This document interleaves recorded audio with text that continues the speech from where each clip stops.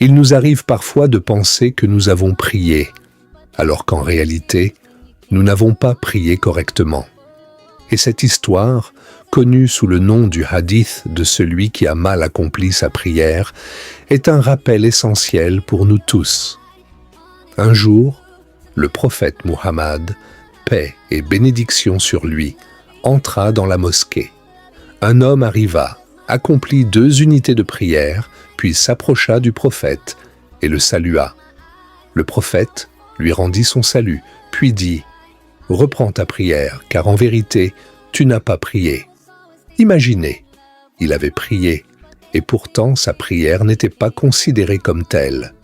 L'homme recommença, mais le prophète lui dit la même chose jusqu'à 3 fois. Finalement, l'homme déclara « Par Allah, j'ai fait de mon mieux et je ne sais pas prier mieux que cela. Enseigne-moi donc. » Et c'est là que réside la grande leçon. Le prophète lui enseigna la manière correcte de prier. Commencer par le takbir, réciter du Coran ce qui est aisé, s'incliner avec sérénité, se redresser complètement, se prosterner avec quiétude, s'asseoir entre les 2 prosternations avec calme et accomplir cela dans chaque unité de prière.